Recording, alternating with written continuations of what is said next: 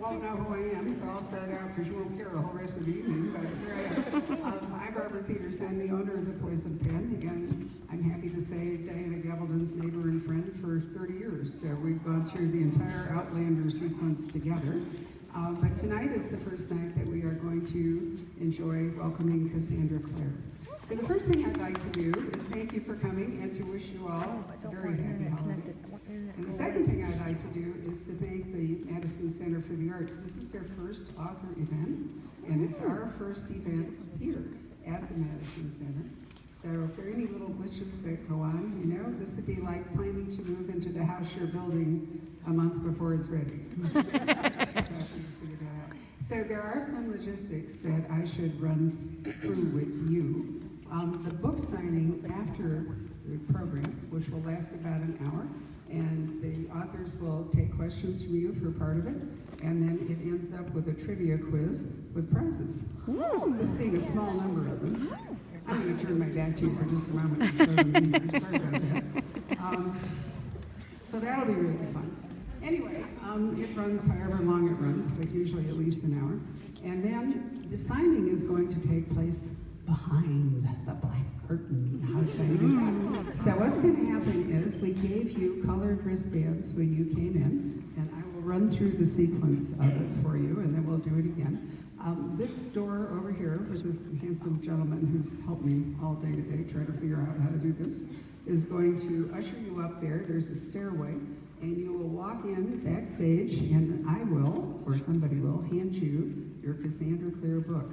Now, it should have, some of them will have a sticky note on them, but you can ask for one. If you want your name put in the book, then you will need to write it warp speed, your name, and the books are flat, so when you hand it to her, she will sign it on the page where the book falls open, and you should apply your sticky note to it with your name on it. It's not compulsory to have the book personalized, and there are two schools of thought. If you have it personalized, you can't give it to anyone else, right? So it's a personal choice about whether you want to do that or not. But in any case, she will sign them. Diana will also be back there at a separate table, and she will sign anything that you buy this evening. And she will also personalize that. She likes to do some of it in Gaelic, and no, we can't actually translate it. But generally, she says something that means good health in Gaelic. We've had customers and fans send us photographs of some of Diana's inscriptions requiring interpretation. So we've all learned just a little basic Gaelic as we go. All right, so the order that we're going to do, and I really screwed this up last time, and people were so mad at me because the people who thought they were first in line were, oh Lord, it was awful. So we're going to do it right. All right, so yellow is first, purple is second, I know. Gold is third. Okay. Green is fourth. Pink is fifth. Blue is sixth. Orange is seventh. And silver is eighth. And for parents who wanted to participate, there's a red. You don't get a book. You just get to sit here, right? All right. So, and those are roughly groups of 50. So nobody's going to be crowded or have to rush, right? So how many people recognized the music when you came in? I can't see anything. So you all know that was the music from Outlander, right? Isn't that exciting? I know. I've got to really admire these people for the attention they've done. So now it's going to be my great pleasure to introduce both of our authors, and I'm going to start with Cassandra Clare, who was born... Oh, excellent. You guys are really pumped for this, aren't you?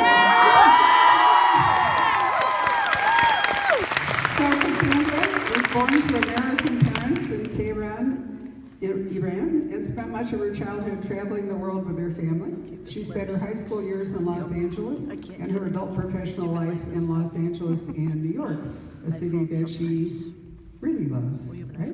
New York, yeah. So she began to write City of Bones, book 1 in the Mortal Instruments in 2004, and in 2006 dedicated herself to writing fantasy fiction full-time, which meant that she got to transition from wearing like formal clothes to the office to working in her pajamas at home, right? Like the rest of us. You will know her for the Mortal Instruments and the Infernal Devices, the Shadowhunter Chronicles, the Magisterium series, some short fiction and graphic novels. Queen of Air and Darkness, which she presents to you this evening, is book 3 in the Dark Artifices in the Shadowhunters universe.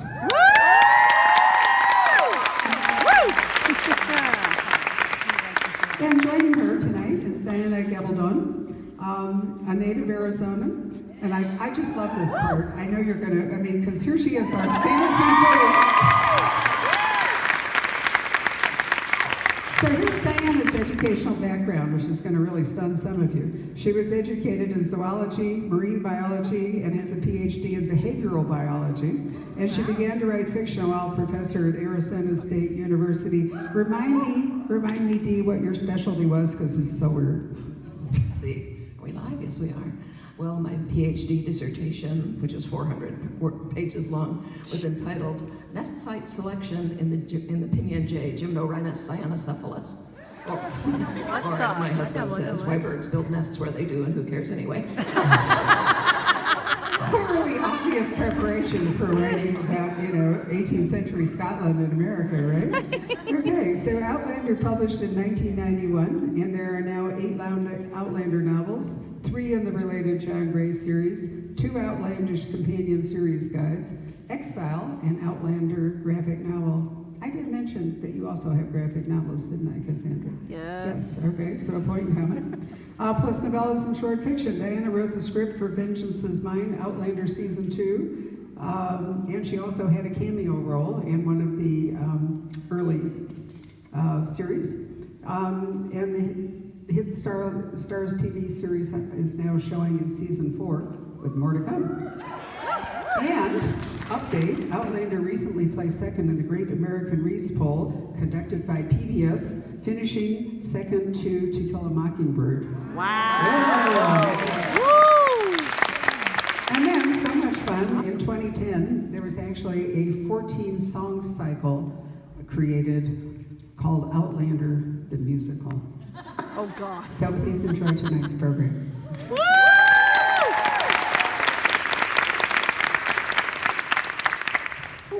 Well, that's enough to be going on with, I'll plenty of room for you to think of questions while we talk. Let's see, so anyway, this is the first time we've met. Yes, we have the same agent, but we have, and I hear about Diana all the time, but I have never actually met her before, so this is very exciting for me. Yeah, for sure. Yes, when Russ asked me would I be interested in doing this, I said, oh yes, I've heard a lot about Cassie and so forth. And he said, yes, but I'm also hoping that as her fans get slightly older, they will be your fans. So in fact, I've come here in part to seduce you. Your fans aren't going to get younger, so that doesn't work the same way for me. I know quite a few older people who like YA as well. Yeah. Now, who's the youngest fan you've ever had?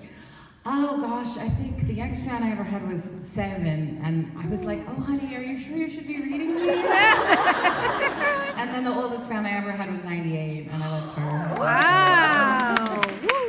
That sounds about right. That's the same span I have. My youngest was a 10-year-old French boy who was very bilingual. It was the most literate letter written by a French person that I've ever got. And the oldest was 96, so you got me beat on both ends. But it's still a good span. So yes, let age not be a bar to reading any of our stuff.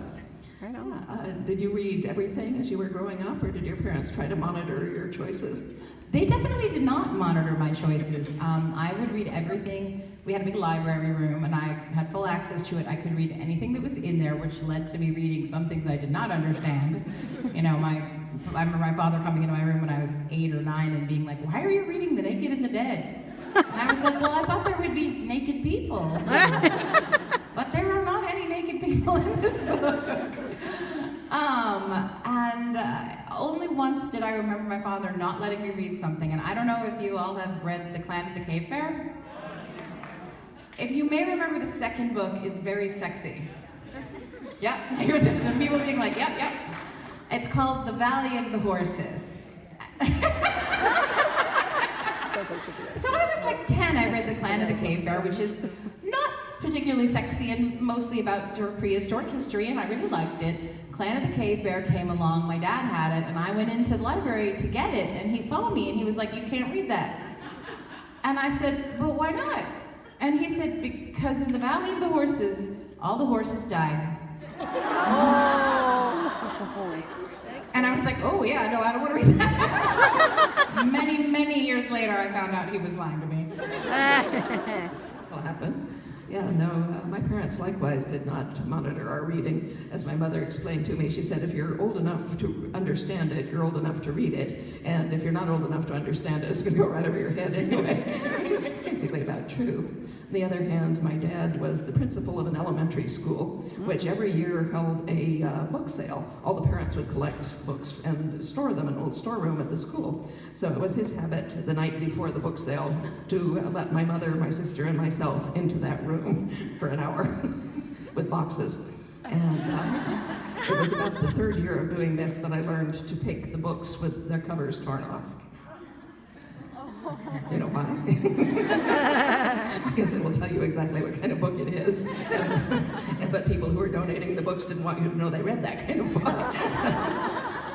So, when I did the PBS thing, people asked, well, what book did you read that, caused you to alter your view of the universe and so forth? And I said, well, I don't remember the title, but it was one of the books. Let me see, what else was I going to say? Oh, so when did you actually begin writing, and why? I started writing when I was about 12. I had read, I was a big fan of Jane Austen in those years, and I had read her Juvenilia, which is, the work that she wrote when she was very young, 9 or 10 years old. She had written a story called The Beautiful Cassandra about her sister. And I was very inspired, so I decided I was going to write a romance novel called The Beautiful Cassandra. So I started by a romance novel, and The Beautiful Cassandra met I think he was a bandit or a highwayman or something. Anyway, they fell in love. I said it in the 1600s, though I knew literally nothing about the 1600s, so obviously I was not doing a very good job. But the real problem was that what I knew about romance was that you met someone, you fell in love, there was some kissing, and that was about all I knew.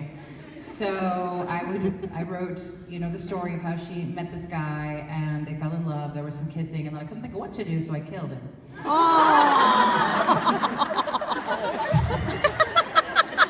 A rock fell on him. Oh, what a way to go. And that was the whole book. It went on for many thousands of pages where she just kept meeting different guys and then they would die before anything happened. So that was my first book. So I'd actually be curious, what was your first book and when did you write it? It was Outlander, and Oh, come on! Well, I had known from the age of 8 or so that I was supposed to be a novelist. This was the age at which I realized that people actually wrote books. They didn't just pop out of the library shelves like toilet paper in the grocery store. And I said, yeah, that's what I'm supposed to do. I'm supposed to write novels. But of course, I didn't know how. Most people do not know how, including a lot of people who actually do it for a living. That's just no knock on them. It's because there is no good source of information that will actually tell you what publishing a book is like or how to do it most effectively. The only way to learn that actually is to do a lot of research and talk to a lot of people who are already in it, but not everybody does that. But as it is, I came from a very conservative family background, and as my father was fond of saying to me, "You're such a poor judge of character, you're bound to marry some bum," he said. So be sure you get a good education so you can support your children. With this going on at home, I thought perhaps I would not announce that I wanted to write novels, since even at that tender age I realized this was not a financially stable profession. And so that's how I happened to go into science. I liked science, I was good at it, but I still knew I was supposed to write novels. And when I turned 35, I said to myself, Mozart was dead at 36, maybe you better get a move on here. So I said, okay, I'm going to write a book for practice, because I'd never written a book. I'd written lame short stories for high school, and I had, in fact, written Walt Disney comic books for 3 years or so, which was a lot of fun. And that was my only exposure to fiction. So I said, all right, you've written all kinds of other things, software reviews, dissertations, etc. No one ever showed you how to write any of that. You just tried it, and if it didn't look right, you poked it till it did. I said, okay, I've been reading novels for 30-odd years. Surely if I write one, I will recognize it. And I said, okay, so I'm going to write a novel for practice. Okay, what shall I write? And that was wide open because I read everything and lots of it. I thought it was the easiest thing I could possibly write. And I thought, historical fiction. I was a research professor. I knew my way around a library. That it seems easier to look things up than to make them up. And if I turn out to have no imagination, I can steal things from the historical record. which is actually a very sound approach. And so I said, fine, historical fiction. Well, where shall I set this? Because I've got no background in history. Just the 6 hours of Western civilization they make you take as an undergrad. And so any place would have done. I'd have to look it all up anyway. So I was just casting around looking for time and place, and I happened to see a really old Doctor Who rerun on public television. And yes. Patrick Troughton, the second Doctor. I mean, really old. And anyway, in this particular, most of you know, I'm sure who Doctor Who is. If any of you don't, it's a really old, really long-running British TV show in which the Doctor is a Time Lord from the planet Gallifrey who travels through space and time having adventures, and along the way picks up companions from different periods of Earth's history. Well, in this particular show, the Doctor had picked up a young Scotsman from 1745, and this was a young man, 1819, who appeared in his kilt. And I said, well, that's kind of fetching. I found myself still thinking about this the next day in church. And I said, you want to write a book, it doesn't really matter where you said it. So fine, Scotland, 18th century. And so that's where I began writing Outlander. Cool. That worked, that's all I can tell you.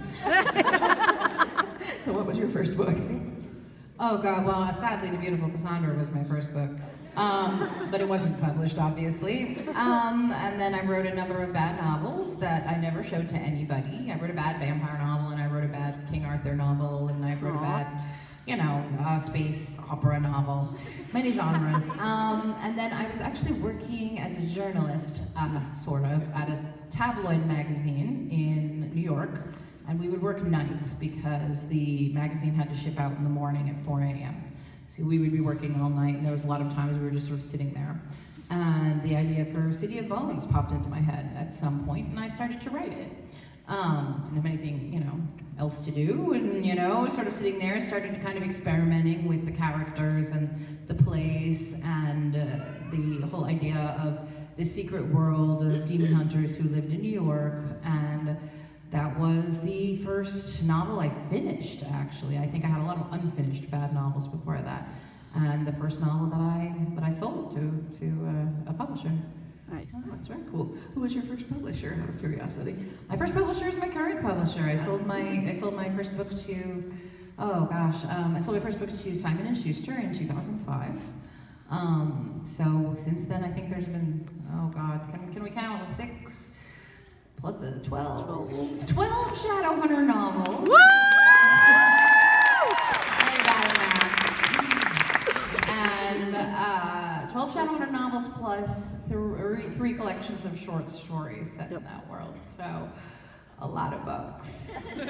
I'm actually more impressed by the fact that you can write a short story. This is a talent I don't have. It's interesting that I feel like I can sit down and write a novel more easily than I can sit down and write a short story, even though, short stories are much shorter, but there's this, they're kind of, you have to compress everything down in them, and obviously if you've seen the size of my books, and I feel, Diana's with me on this, I'm not good at writing things that are very, very short. Something about that. Oh, in that case, given that you write this way, how do you write? I don't write with an outline or in a straight line. I write in bits and pieces, and then they kind of join up. Oh, yeah. So I was going to ask if you were a plotter or a pantser, but it sounds to me like you are a archipelago writer, which means you have the different scenes, and then you have to, you join them up at some point. I mean, there's no one right or correct way to write anything. I think it is whatever works for you personally. I am a plotter, so before I sit down to write a series, I'll do what I call a macro plot. So that is the plot that covers all, the books in the series. 3 books, covers sort of the arc of the 3 books and the major things that happen in them. Then when I try to start for the novel, I'll do a micro plot, which is the plot of what happens in that novel broken down by chapters. So this often drives people I know who are more pantsers completely insane. But I can't. I remember having this conversation with my friend Holly Black, who is more of a pantser, and I said to her, you can't write unless you know what happened before. And I can't write unless I know what happens later. Like, unless I know what's going to happen at the end of the book, I can't I can't do the middle part. But it's totally different for different people. Absolutely different people can write, without, I call them like headlight writers. They can just see like what's ahead of them, on the highway, just as far as the headlights go, and they can do fine. But without an outline, I'm more like a person driving along with the headlights off and the light on inside the car. That's all right. At least What's your process? What I need to start writing on any given day is what I call a kernel, which is a very vivid image, a line of dialogue, emotional ambiance, anything I can sense concretely. And when I do, I sit there and stare at it for a minute, and then I wait for the words to show up, is what I call it, because I'll find a word or two to help describe what I'm looking at, and then I get a couple more words. What I'm trying to do is construct a sentence, just a sentence, that encapsulates what I'm looking at, either visually or audibly or whatever. And so I'll write that sentence, and then I sit there and play with it. I'm trying to make that sentence as clear and elegant and concise as I possibly can, while still catching everything that I need to know about this particular object or line of dialogue or whatever. And so while I'm fiddling, taking words out, putting them back, shifting clauses, the back of my brain is kicking up questions. It's saying, what time of day is it? How is the light falling? How do you know the light is falling from that direction? Or is it falling on someone's face? Well, yes, it is. Okay, so I'm in the room with this person. All right, is he saying anything? No, he's not. Why not? Well, he's eating. And, and so gradually I begin to see what's going on here. If we have time later, I'll write for you out loud. That's a little demonstration that takes about 90 seconds, and it's very illustrative, is all I can say about it.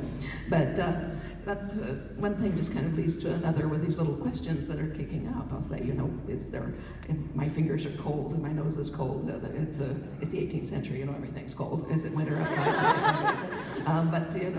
But my feet are warm. There must be a fire in the room. Where is it? Oh, it's over there. There's a dog by the fire. I've never seen him before. And, that kind of stuff. So, this is why it takes me 4 years to write a book. Because I follow those little threads back and forth and back and forth and back and forth.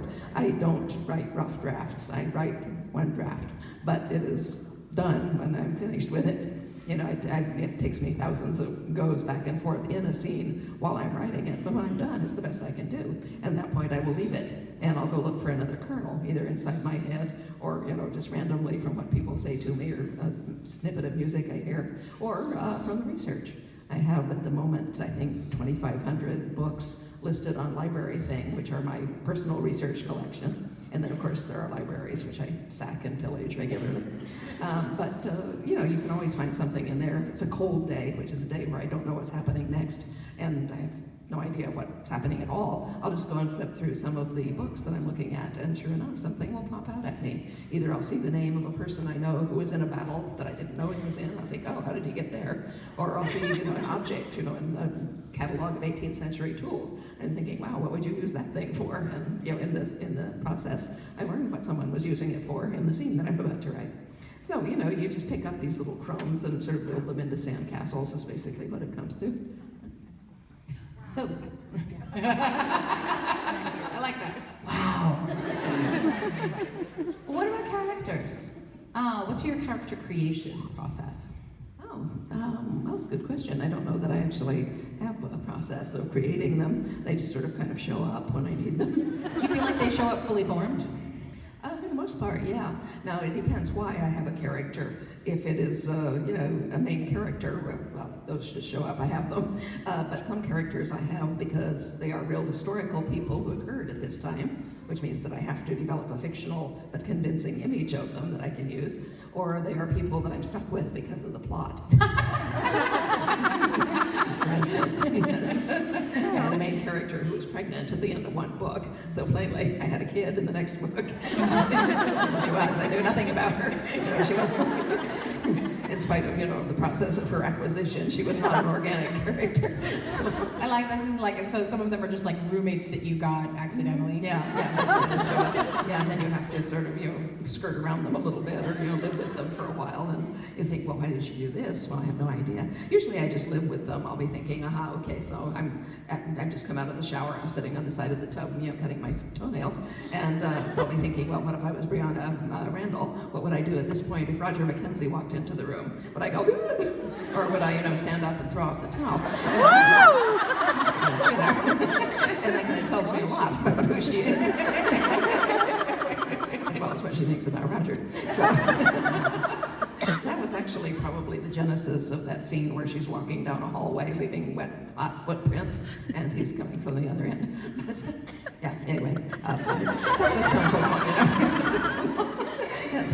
How do you get characters? Do you have a better way? I don't think there's a better or worse way, really. There's different ways. I think for me, characters come out of usually one sort of, I'm trying to think like what you were talking about before about a mood or an ambiance. The characters come out of a feeling, you know, like I have a particular feeling about this character, or I'll have a kind of a scene that pops into my head. I like the idea, you know, I've got a scene of a guy and he is putting his boots on somebody else's desk and sassing them. Okay. Jace does that, and Julia actually also does that. And so often that one scene will grow into a full character because there's something in that scene. Why is that person doing that? Whose desk are they putting their boots on? Are they mad? What are they gonna, you know, what do they say next? Or if they're sarcastic, okay. What made them this way? What's their backstory? And, so I think for me, it's often like a scene, a mood, and then the backstory. Like, what made this person this way? What are the things that happened to them that are the reason that they're like this? You have like wall charts where you have their favorite peanut butter and their shoe size. I used to have wall charts, but it started to look like one of those things in a TV show that shows that you're mentally unstable. Where you have like a lot of string connecting things, and there's a picture in the middle with somebody's eyes X'd out. I mean, I didn't have that, but you know what I mean. And I was like, no, this is, I can't keep doing this. And it was also crawling over the whole wall. You know, these things expand. So I got a whiteboard, little magnetic, actually cards that clip on that I can move around, so I can move scenes around and I can move stuff about characters around. And I also have a massive like binder folder of characters and the details about them that may or may not ever be important. I always think about characters sort of the way we think about, like, the way an iceberg is, right? We all know icebergs, 90% below the surface, 10% above. We're gonna see 10% of that character. 90% of them is the character, the building of the character, and the research about the character, and things I know about the character that never actually even make it into the book, but are part of what builds that character and makes them who I am. Who they are, I'm sorry. So, what about you? Do you have like a binder, wall of crazy? No, I'm afraid not. You keep everything in your head? I do, yeah. Oh my God. No, if I write something down, I forget it. But really, let's put it down somewhere and it'll never come back. Yeah, no, it is all in my head. I think in shapes is what it is. I don't know whether other people do this or not, but as I'll be thinking along about something, I'm driving the car or whatever, and I get an insight or something, and I will crystallize it as an image, and then when I get home, I will still have that image, and I can sit down at my computer and begin to unfold it, and write down what's in it, what it leads to, and so forth. But that will be actually in the context of a scene. I'm not writing it down to save for a rainy day or anything like that. Remember, I was once driving my oldest daughter to a soccer match, and as we were driving along, I was thinking about Jamie Sancho Casta, who was an elderly Scottish lady about whom I knew nothing other than she was his aunt. And so I was just thinking about her vaguely, and I had a crystal goblet that I'd been thinking about earlier, and so I saw her reaching for this, because obviously she'd have a crystal goblet. Well, she must be rich, okay, that's something I know. And then I saw a black man's hand come from the other side of the table and move that goblet so that her hand would reach around it, naturally. And I turned to my daughter in great excitement and said, "I've just realized Jocasta Cameron is blind." And, she said, "I don't care, you missed the turn to the soccer field." It's like that, I'm jealous. I feel like you have this movie playing in your head. It's wonderful. Yeah, it's interesting that you mentioned the whiteboard with the magnetic strips, because that's how the Outlander writer's room works.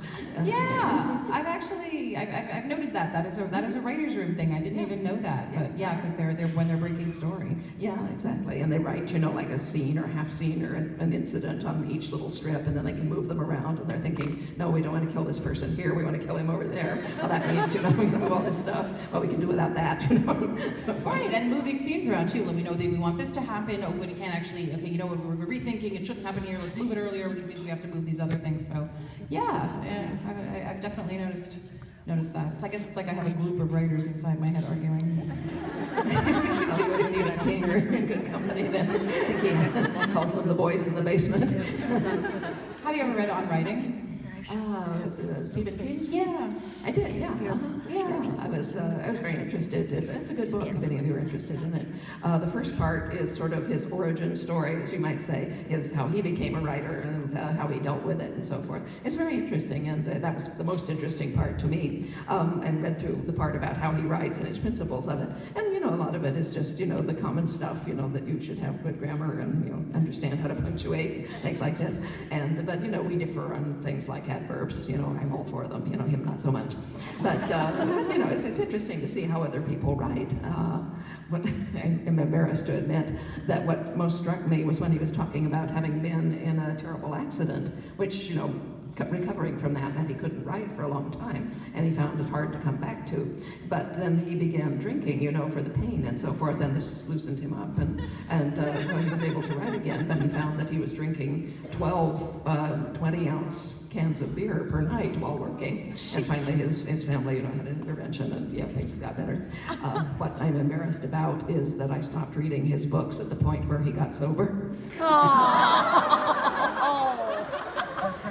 We'll go back and read some of his later books, I promise, but at that point I was just saying, nah, this isn't the same old Stephen. Well, the earlier part of the book, if you remember, he actually also, because I read it, I love Stephen King, and I was fascinated to, see what his process was.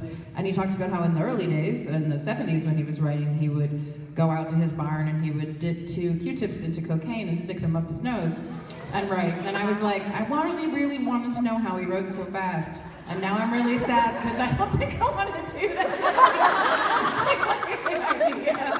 Yeah, definite trade-off here. What Robin Williams once said, cocaine is God's way of telling you have too much money. This doesn't seem like a wise choice. Yeah, but it does lead you to an interesting question, which is how long does it take you to write a book? You seem very fast. By contrast. It takes about a year. Usually it's a year. Sometimes I'll write more than one thing at once. So I have, as those of you familiar with my books know, often there's overlapping series or they'll be interleaved with each other. I'll write, about half the Shadowhunters books are set in the modern day, the other half are historical. So sometimes I'll write a historical and a modern day one kind of at the same time, because they're dissimilar enough that I can keep them kind of compartmentalized in my brain. But I would say it takes me about a year per book. And what about you? Russ has told me different amounts of time. Well, it's like this. The publisher at some point begins to get nervous, and they will call me and say, well, we know that you can't really tell us because of the way you write, which is that I don't write from the beginning to the end. I write in pieces, which gradually join up, and they sort of form little feet, and they crawl toward each other. And, but it's slow. It's like growing crystals in my basement. And, and I cannot predict how long the book will be or when I'll be done. So they say, well, we know all this, but we schedules, we have schedules. And saying, yes, okay, and I should worry about this, why? And I don't say that out loud, but what I say is, well, I said, look, I will give you my absolute best estimate of where I am and when I think I will be finished. Bear in mind, we have done this several times before. Remember what happened last time? When we published the book in 5 weeks after I finished the manuscript, Chinese fire drill to the nth degree. And I said, we don't want that to happen again, surely. So anyway, bear in mind, this is my best estimate, absolutely the best thing I can do at the moment. I think I will be done about here, give or take 3 or 4 months. And next thing I know, I see a pub date on Amazon.com, and people are writing to me about the party they intend to have when the book comes out. And I'm like, oh God. And once walked into a bookstore to buy an actual book and to read, and handed them my credit card, and they said, oh my God, you're Diana Gabaldon. And I said, yes, I know that. And they said, well, we're looking forward so much to seeing your book next month.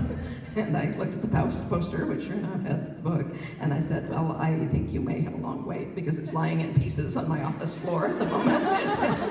Yeah, anyway, the books take their own time. And I've always thought that, I certainly do care about the fans. I want you to have the book as soon as possible, but I want it to be a good book. and I'm not giving you a book that is not done to my satisfaction, which means it's going to take a while, And, life intrudes as well. You will notice, for instance, that neither Cassie nor I is writing at this very moment. We would be, except for you're talking to you. And, the more of this that goes on, the less time you are spending writing. Multitask. And, what's that? Multitask. No, it's true. I think one of the things that surprised me most about actually becoming a professional writer was the amount of stuff that suddenly I had to do that wasn't at all related to writing. So suddenly you're going on tour, you're doing interviews, you're doing all this other stuff, and then if you have a movie or if you have a television show, it doubles up to a whole bunch of another level of other promotional stuff that you have to do, and your publisher wants you to do it all. So many times my publisher has been like, and this is your due date, and I'm like, you do know that you have sent me on tour to, Dubai, so I will not even be in the country, so that can't possibly be my due date. But the various branches of the publisher don't necessarily talk to each other, so. That's true too. Yes, and so, they'll be like, well, this thing is due, and I'm like, no, I'm on tour. Once a man, a very large bald man, looked like Mr. Clean, showed up at my house and was like, I'm here to pick your book up. My publisher has sent you, and your publisher has sent me to pick up your book, and I was like, oh my God, they've sent a guy to beat me up. It's finally happened. So here I have been telling my husband for years, saying, what are they going to do if I'm late? Shoot me through the kneecaps? I'll send Mr. Clean. What did you tell him? I was like, I don't have it. He was just a courier, so I was like, I don't have it. So I don't know where we are time-wise, but Let's see. It is 7:35. So okay, so we should we should go to switch questions. Q&A. Yeah. All right. Yes. You can ask questions of either of us. This is basically Cassie's event, but she is generously sharing with me, so we can have fun. I'm happy if you ask questions from me, for Diana, for That'd be questions fun. we can both answer, however you want to do it. think I also we- can't see any of you because of the No, I lights. can't. Yeah. We don't know if you have microphones in the aisles so or someone lights or else what. is going to have. Oh, Yes, lights, that's yes. better. Okay, so should we do you want to just point at people? Yeah, sure. There's a very eager hand over by Okay. the exit sign. Yeah, you in the hat. Oh my God. Yeah. Yeah, okay, he's got you a microphone. There you go. Hi. Okay, so this is for Cassie. Diana Gabaldon. My mother is a huge fan of you, and she's so mad that she's not here. Cassie, I actually had a question about the ideological sort of underpinnings in the Shadowhunter series of the Clave. As I read the book, it sort of freaks me out. Like, if they were real, the Clave would be sort of a terrifying organization to think about. This like centralized European polity that's like a military warrior caste that has a global reach that controls the world in generations. They create this warrior caste that have to grow up and become warriors. There's no like Rumspringa for Shadowhunters. So. And then so at the end of Lord of Shadows, I saw in a blog post you had, you actually asked us, in response to a question about the end of Lord of Shadows, that one of the reasons you wrote it the way you did is the question was for us to think, is the Clave good? Because we know from other characters they've committed atrocities throughout the centuries, and until the Accords, they were basically like a sort of almost like a terror to a lot of the downworlders. And so the question I have essentially is just for you to elaborate a little bit on the power structure of the Clave, maybe some of the ethical failings of the Clave ideologically, and how maybe you plan to explore that further in your book, since I love exploring themes of like institutional, they have to reckon with their past and they haven't really, so I love exploring these like historical reckoning, themes of historical reckoning. That's a very good question. And very thoughtful. Very the lead. So I would agree with you. I think that the Clave has, even from the beginning of the books, been an ambiguous figure. We often find our main characters in conflict with the Clave, with the government of the Shadowhunters. Often, and then as much as they are sometimes helpful, they can also be a hindrance. And they are often someone to be avoided and worked around. But I think ever since the Clave sent the Inquisitor in the second book of the Mortal Instruments, we've known that the Clave has a dark side, that their motto is, the law is hard, but it is the law, meaning you follow the law whether you think it is a good law or a bad law. And that is a very, I think, dangerous way of thinking about things. And I think one of the things about The Dark Artifices is very much a book series in which the Clave plays the role of a a partial antagonist, certainly the cohort, which are an extremist group within the clave. They don't represent the entire clave, but they kind of represent the way that the clave can be manipulated into something that is bad, you know, rise up and start to take control of the clave and create these evil laws and, you know, these sort of prejudiced and, you know, bigoted laws against downworlders, and they also have that history in the clave of having, before the Accords, have had this bad relationship with downworlders. So I think you're right, they've never reckoned with their own past and really, you know, dealt with the issues of what they've done, and now that's all kind of coming down on them, especially in Queen of Air and Darkness, as the cohort kind of rises in power. And I think the question is, well, when, you know, your government, your people that you're supposed to turn to, that you're supposed to trust, when they become untrustworthy, when they become authoritarian, you know, what do you do? Is it your like your job? Is it required of you to rebel, to fight back? And I think those are the questions that are kind of posed in the Dark Artifices. Hopefully that helps. Woo! All right, waving over there. Yes. And the microphone comes. This is a very important question. How does Kit Herondale feel about ducks?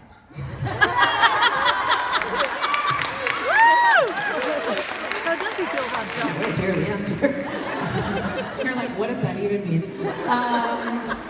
Okay, well, it's a good question, right? Because we know the Herondales don't like ducks mostly, which comes from an experience I personally had with a duck. I was in London and I was doing research for the Infernal Devices, and I was with my friend Sarah Reese Brennan, and we had gone to Hyde Park, because there's a scene in the first book set in Hyde Park, and we were throwing food into the river for the ducks, and suddenly Sarah grabbed my arm and she said, "These are duck pies, we're feeding ducks to ducks." And I was like, oh no, cannibalistic ducks.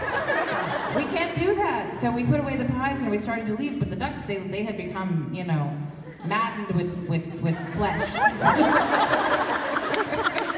And so they started to chase us, so they chased us and we ran, and they chased us and we ran. And I got back and I made a note, ducks are evil.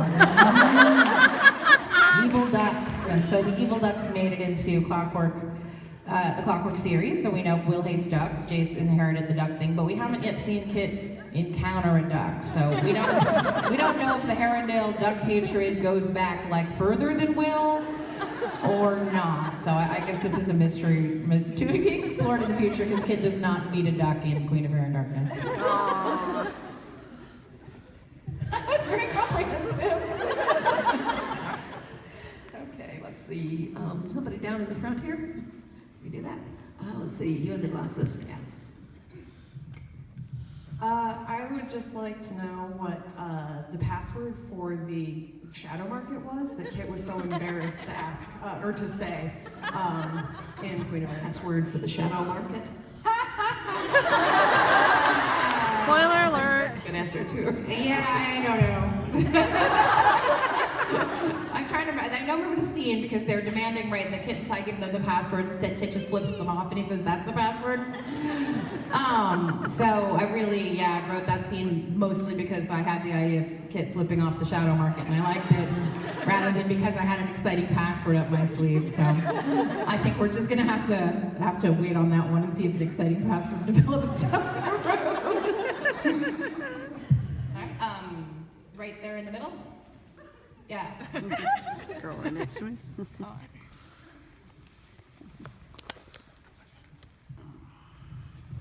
Thank you. Question's kind of spoilery. Oh, no. Let's try to ask it in a non-spoilery way. Thule with Simon. Oh, right. Okay. So Simon is left out of Thule on purpose. They don't know where he is. He's disappeared, so they don't know of his fate. But the fact that we don't know where he is or what he's doing is important in the Wicked Powers. Yes. Thank you.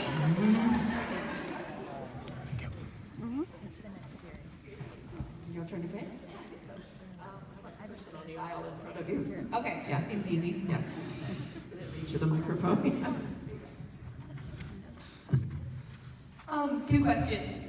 first, what is your favorite part of writing?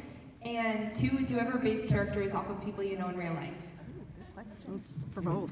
Okay, I don't know. My favorite part of writing is just writing, you know, seeing what's going to happen next. You know, this is why I don't write with an outline. If I knew what was going to happen next, it wouldn't be fun. Yeah. So, yeah, that's true. This is also why I have really big books. But, yeah, this is writing. As for characters, yes, there are some people in the books who are real people. The historical people, for instance, George Washington, Benedict Arnold, and so forth. Like I say, those are a matter of research. I try to find stuff that they actually wrote, which will give me a feeling for both what they thought and how they expressed themselves. And then I read brief biographies of them to find out what their major events and influences were, and I do the best I can. My rule of thumb with a historical character is that I don't portray them as doing anything worse than things that I know they did.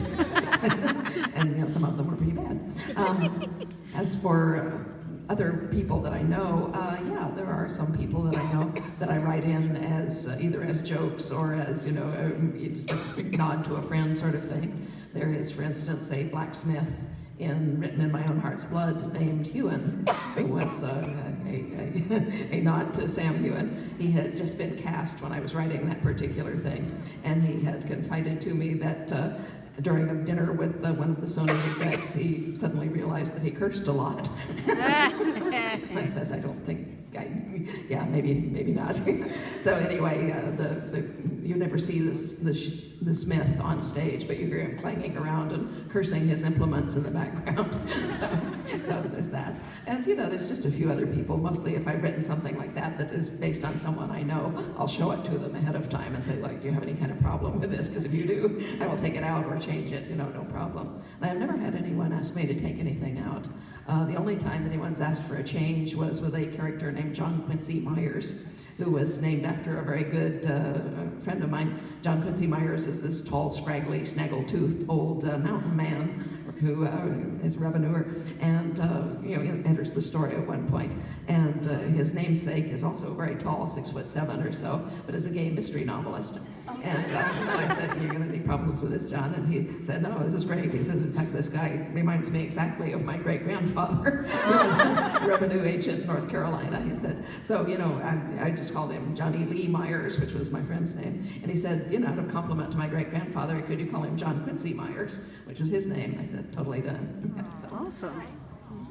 that doesn't happen often, but Okay, favorite part of writing, I like revising a scene until I feel like it's exactly the way I want it to be. So I'll write it out kind of over and over and over again until I feel like I've gotten the characters' emotions exactly where I want them. And I do sometimes base characters on people I know, definitely on historical figures, on famous people, on, I think, it's a sort of mishmash of all of your different influences that come together to create characters. But I will say that nobody that in my life has ever recognized themselves. And I'm always like, are they gonna figure it out? No. So nobody's busted me yet, but my best friend's mom did ask me if Valentine was based on her ex-husband, and I was like, actually, no. All right. Okay. Sorry. I see a very excited person jumping up and down. Okay. Points for enthusiasm. I have two questions. One, I was wondering, did you guys plan on it to be as big as books as they were? And can I give you guys a hug? I think I'm going deaf. I'm sorry, I totally didn't hear. Oh, I think she was asking, do we write our books as big as we want them to be? Ah. In other words, could they be even bigger if no one was stopping us? Oh, yeah. And the second question was, could she give us each a hug? Aw, you can give us a hug when you come up to get a sign in. I mean, I'm okay. I'm pro hug. And Pro hug. I could definitely write longer books. I could go on and on and on, but you have to think about, there comes to a point where I'm like, this book is getting so long that I worry that, I feel like everything in the book needs to be necessary. And a book can be any length as long as everything in it is absolutely necessary and needs to be there. And so I do tend to write a little longer and shorten things in the editing process, but what I'm taking out is just stuff where I feel like actually it's not necessary to have this. And so it's going to go because I don't need it. But as long as everything in there is stuff you need, your book can be as long as you want. Yeah, no, that's exactly right. The last thing I do before I break a book into chapters and send it to my editor is what I call slash and burn. I walk through it and say, do I need this word? Do I need this sentence? Do I need this paragraph? Do I need this scene? Do I need this page? And if the answer is no, out it goes. But yeah, everything needs to be necessary. What controls the size of my books is the shape. Like I say, I think in shapes.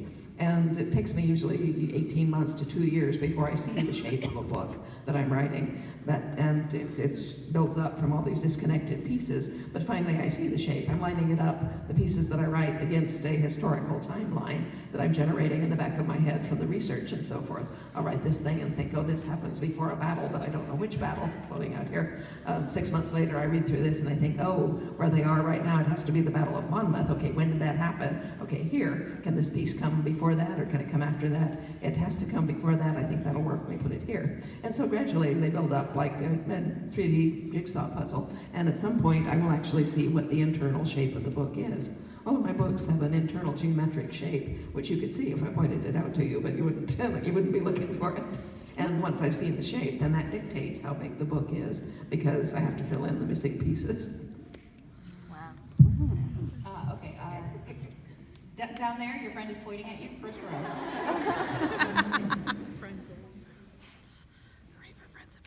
I'd like to say that I'm the mom, and I read both your series before I told my daughter to read them.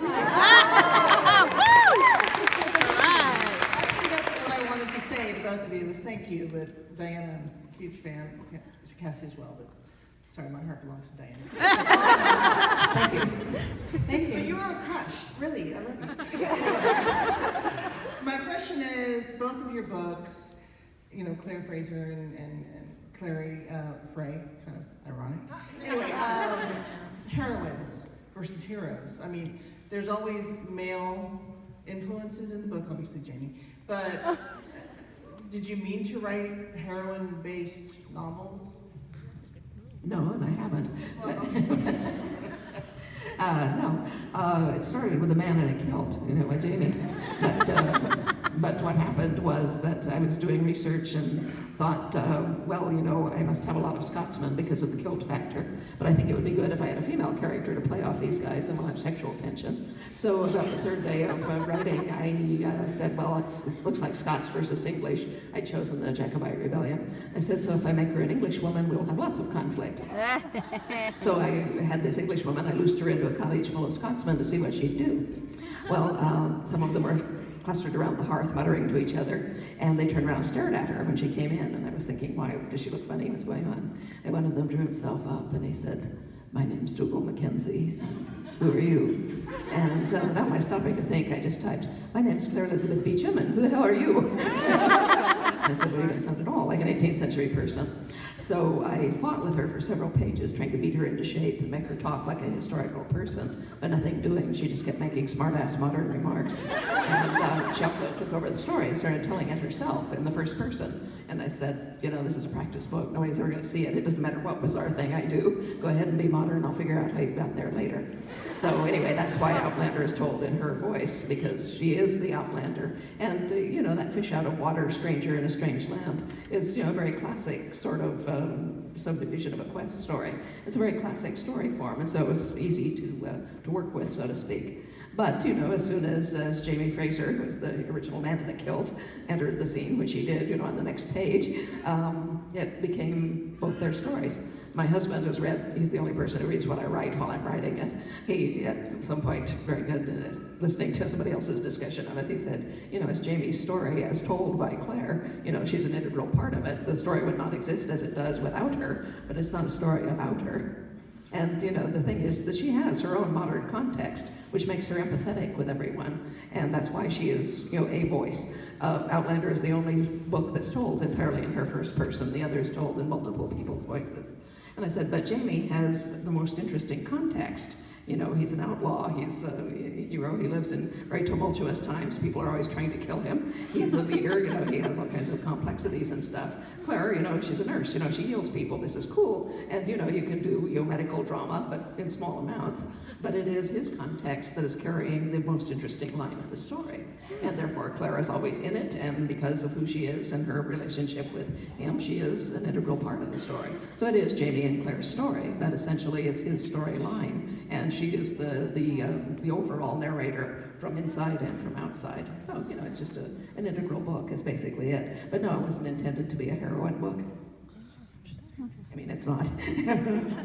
I think for me, there's a deliberate aspect to it in the sense that when I was writing City of Bones, it was inspired by the kind of books that I read when I was growing up, I read a lot of urban fantasy, and I read a lot of, sort of classic stuff like The White Mountains, the Prydain Chronicles, Narnia Chronicles, and then even when I was older, I read Percy Jackson, Harry Potter, and I felt like there were all these books about boys trying to figure out who they are in a magical world.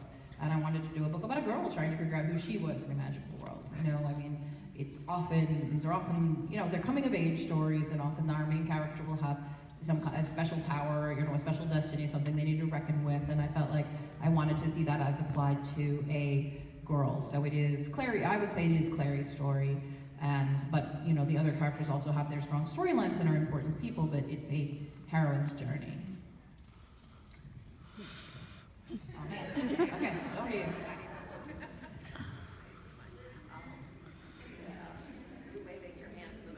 Right here. Okay. We should do like a lightning round where we're just answer questions really quickly. This question is mostly for Cassandra. This is actually from a friend of mine who could not be here tonight. He wants to know what your process is to write any of the fighting scenes in the series. How do I write fighting scenes? Mm-hmm. Okay. Because he's an aspiring writer. No, okay, interesting. Fighting scenes, I feel like are like love scenes. You always need to know where everybody's hands are. So I block them out. I do that with love scenes too. So I'll like bring my friends over and we're all gonna stand around kind of being like, okay, you're Jason, you're Cerulean, and you're some vampire twins, and now we're gonna, figure out where everybody is. We're gonna have this kind of like fight, and so I'll actually like sort of visually block out where everybody is to try to figure out like how is this fight going to take place.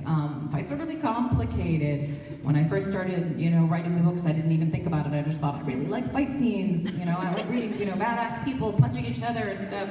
So surely it won't be that difficult to write, but it was actually really difficult to learn, I think, how to write those fight scenes. For the early books, I actually consulted with a friend of mine who did like stunt coordination for movies and that kind of thing. And then I sort of felt like I had gotten a better footing and knew what I was doing. But I think one of the most difficult things in like a battle scene is to actually be able to create any space for your characters to interact or talk, because people are running at them and trying to stab them. So you're like, well, okay, but how? But you nevertheless need to actually continue doing character stuff even while the stabbing and whatnot is going on. So creating like those little pockets of air almost where they can actually interact with each other is difficult. But I like doing it. Okay, me. Okay, back there.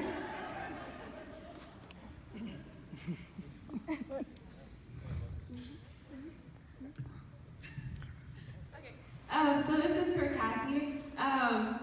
I just want to know, I know that the warlocks choose their own names, but they all have very tragic last names, like Big, Lost, Big. So I just wonder where that came from. Did they all have did they gather together as this big group of warlocks and we're just gonna be tragic? What was the background of that? The warlocks' last names. Warlocks do pick their own last names and they have to be nouns. But I actually didn't think of it as tragic. I actually thought of them as picking kind of badass last names. And now I'm sad, I didn't really think of it that way. I thought of them as being my last name is gonna be Bane. My last name is gonna be Shade because I throw a lot of shade. I have no idea why I'm gonna pick that last name. I think loss probably is definitely comes from, Katarina has experienced a lot of loss, but Hypatia, Vex, she just likes vexing people. I think that, I didn't think of them as sad so much as being kind of a badass thing. So We're definitely have to have a warlock named like, Barnabas Sunshine or something like that.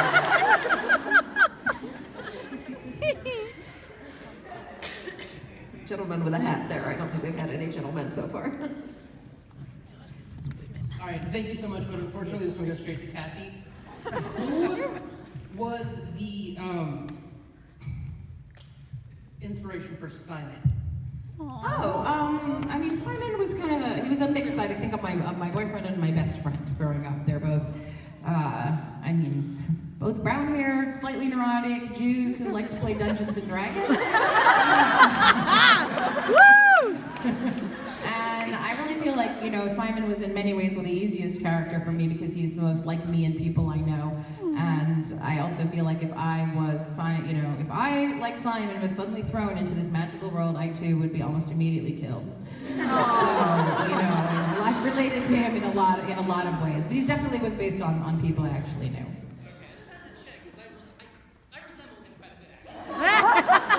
Well, I like a lot of people like you, so we would probably get along. Let's see. How about the person who is farthest back in the last row there? Oh, wow. Yeah. There's a horde. Yeah, you with your hand still up. Yeah. That's it. Yeah, you. Okay. Did you guys ever imagine your books would turn into movies or TV series? Did we ever imagine our books would turn into movies or TV series? No, actually not. People have been asking me for years and years, is anybody ever going to make a movie out of Outlander? And I said a lot of people want to, but I don't think it's a good idea. Because I said, I don't see any way you could cram that book into a 2-hour movie and have it mean anything. And as a matter of fact, a number of people tried. Possibly you know how movies work on TV series. If someone wants to do a film version of your book, they approach you or your agent, and they offer you what is called an option. That's a modest amount of money usually. And what that buys them is a slice of time, a year, 2 years, 18 months, whatever you agree on. During that time, they have the sole right to try to develop the material, which means go around and try to line up financing and directors and possibly actors. But if they can't do it within that span of time, the option lapses and you get it back and can resell it. So I believe I was told that Anthony Burgess sold the option to A Clockwork Orange multiple times and lived on his option fees for 35 years before someone actually made a movie of it. Wow. It was a movie too. But anyway, the problem with that is that one of them may actually succeed, and then they have the right to make their version of a movie or a show out of your book. So you want to be sure that you're doing business with someone who you would not mind having make a movie or a show out of your book, which means that you're careful who you do options with. You want someone who has actually made a movie to start with. Oh, you thought of something? Yeah. And you want someone who has actually read your book and someone who understands your book. Yeah. Well, there's a lot of people who just want it because it's a bestseller or because they want to make their own story set in Scotland and so forth. So anyway, we've sold the option to Outlander only 4 times over the last 20 years. And finally, on the last go, it was someone who wanted to make a 2-hour movie. And he tried and tried and tried and could not get anywhere for obvious reasons. But while he was trying, Ron Debor had finished the run of Battlestar Galactica and was looking for another passion project, as he put it. And as he told me, I was sitting in Vancouver with my wife, Terry, and my producing partner, Merrill, and we were talking about, what I might do next. And one of them said, "Oh, have you ever read Outlander? It's a strong female story and all this." And I said, "No, what kind of book is that?" He said, "My wife gave me a dirty look and said, 'That's the book I've been reading for the last 20 years. It's my favorite book.'" I said, "Oh, do you have a copy of it?" And he said she reached in her bag and handed me one. So he took it home and read it that night, and he paid me one of the best compliments I've had. He said, "I've done a lot of stories and read a lot of stories over my life, and stories have patterns. Usually you get to a certain point in a story, and you can tell what's going to happen. Not exactly how, but the direction in which the story is going to move. Well, they're happily married now, so this is going to happen, or this new person has come into their life, so that's going to happen." He said, "With you, I could not tell what was going to happen from one page to the next." He said, "I would think, oh, now this is going to happen," and it went off that way. So he said, "I could never predict what was going to happen in your book." Well, that fascinated him. So he went to see who had the rights, and it was this other person who was trying to make a movie who said, no, I'm not interested in a TV show. And Ron, being a very chill man, I said, fine, I'll check back with you in a few months. So he checked back every few months. And finally, he called up and said, well, how's that 2-hour movie going for you, Jim? And Jim said, I'm beginning to think you're right. It might be a TV show. So at that point, that kicked off 2 years worth of absolutely Byzantine negotiations. And we emerged with this extremely odd 5-sided contract between Sony Productions, who had Ron's production contract, Starz, who was the distributor of the show, Ron, let's see, there was somebody else, Jim, who had the original option, and me. And so the contract was, I kid you not, 68 pages long, just to make a TV show. And it had to be signed on every single page and initialed on the back of every single one. I know this because I was doing it in a taxi while careening through New York City. Because my agent was waiting at the cocktail party I was headed for so that he could grab it, run across the street, and fax it to Scotland so they could start casting people. Wow. So anyway, that's how we got a TV show finally. But none of the other projects worked, well, I told them up front they wouldn't work, and I was right. But the TV show, I thought, had enough scope, and Ron had a good reputation. So we did the deal, and he and Meryl came out and spent 2 days at my house with me, just talking things over. How their ideas about characters, the importance of a character, how they thought things might be arranged. And he said, for instance, TV, in a book, you can take your time establishing things because the prose and the language will pull people along. So you can't do that in TV. If you don't keep them watching, they'll turn it off in 30 seconds or switch the channel. He said, you got to rivet their attention immediately. So he said, Outlander begins in this, rather slow way. He said, and I'd like to have it still begin that way. But he said, I think I'd like to do a 2-minute prologue where we see Claire, in her element, during World War II as a nurse, saving people, mopping up blood, things like that. Because that will, crystallize who she is, and people will buy into her immediately. And I go, yeah, great idea. So anyway, we got along very well, and then have continued to get along very well. So basically, it was good luck, that we managed to run into the right person at the right time. That way. What do you call that?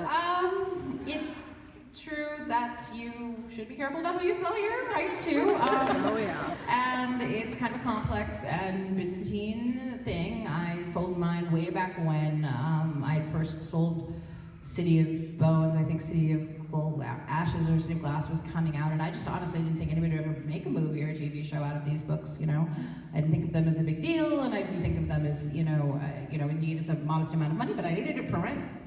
So I sold it, and they kind of kicked around for like 6 years, the idea of doing this movie before they finally kind of called me. I think I was in Australia, and we're like, and we're doing it. And you just never know when that's going to happen. And then for them, the movie didn't work out, and it was the same people. They were like, and we're doing a TV show. And they kind of called me up and told me I was in London, and I was like, okay. I had no input into any of these decisions, and no meetings, and no, discussions of like how it was going to go or anything like that. So it was definitely, I don't know. I recently sold Swordcatcher, which is my adult novel that's coming out with Random House. And that was a much more, I was like, I've been not involved at all, and I really don't want to do that again. So this time I'm an executive producer, and I've already had the complex conversations of we want to start it this way, and we were thinking about doing this, and it is actually it's a really interesting experience when you're actually involved and you get to see the granular decisions that they're making about changes and what changes are good and what changes are bad. And to me, I feel like there's a great saying that I've talked over with my agent more than once, which is, it is okay to change, when you're making an adaptation, it is fine to change what a character does, but it is not okay to change what they would do. Make sense? Yes. Okay. I should note that it is 5 minutes past 8, and I think you have I do. Okay, should we can take one question, and then I'm going to give away some prizes. And okay, just you waving your arm back and forth. Yes, okay. We'll go quickly.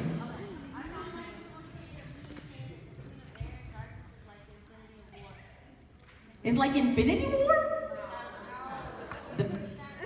That's not true. Infinity War, half the universe dies. Sorry for spoilers for Infinity War. If you haven't seen it yet, you missed your window. I think that what they probably meant is not in terms of characters dying at all. I think they probably meant there's a big change. The way this world works, there's a big change. and we're gonna alter the way this world functions. And that does happen in Queen of Air and Darkness, but I definitely don't kill half the world or even a quarter of the world. So I think that's probably what they meant. Either that or they were just trying to freak you out, which is always possible on the internet. Okay, anyway, thank you guys so much. I'm going to give away a couple prizes. So